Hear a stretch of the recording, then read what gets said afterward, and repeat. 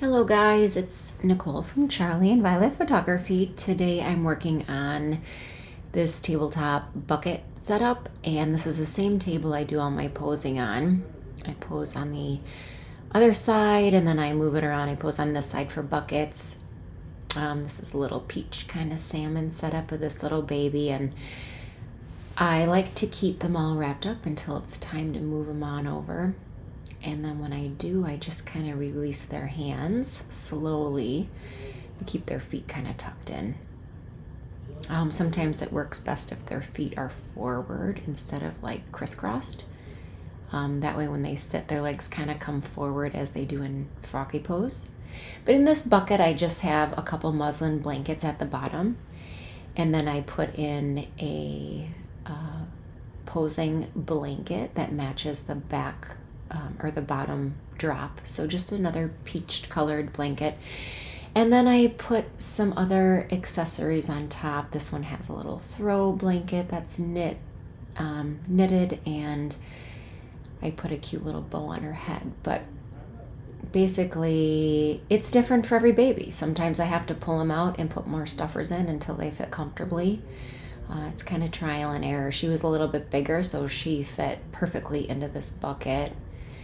I bring the hands out and then I fold them kind of under her chin and then just lean her forward and then twist her head slightly so she's laying kind of on the side of her face on the hands.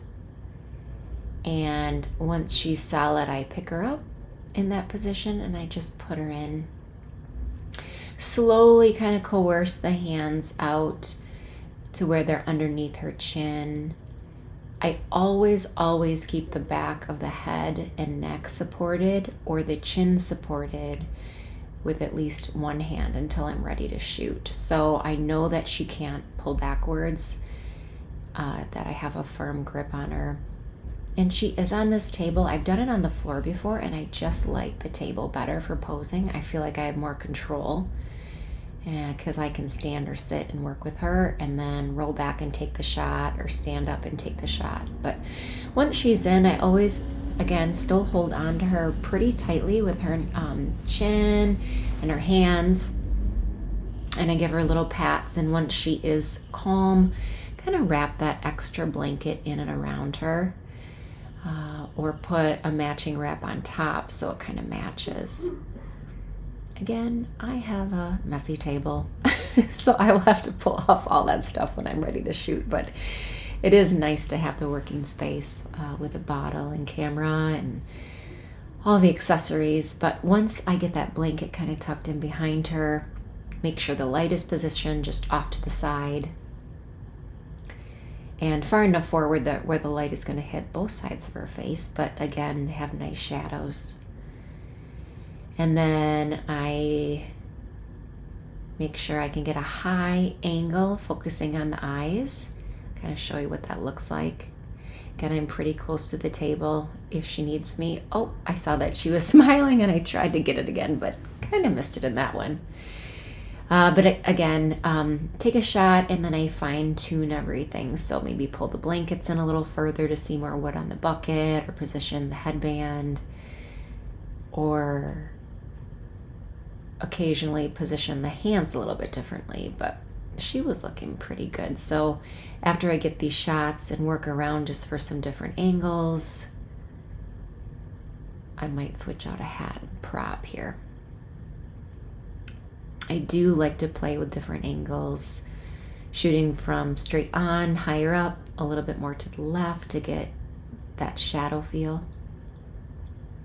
It's nice to get at least 3 or 4 different shots of her in this bucket to really capitalize on the time spent posing. So she is so sleepy that I'm just going to switch out a tie back for a little bonnet and see what that looks like. And again, she is out, so it's kind of easy to work with her. But again, if they move, just hold them in positions, like hold their hands in, hold the back of their head in position, and then tap, tap, tap, tap, tap until they feel nice and snug.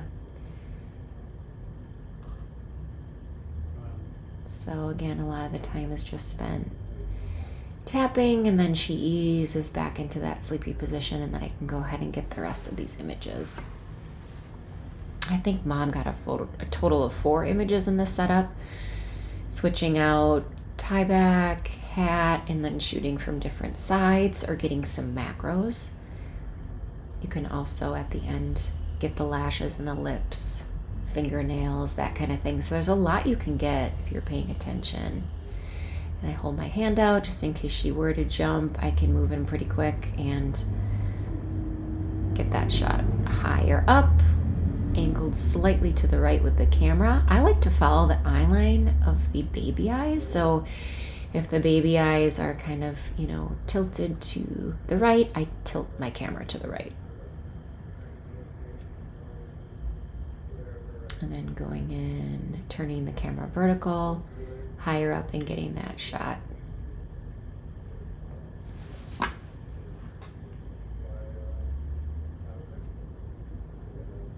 And here's a picture from the setup we just did with the tie back.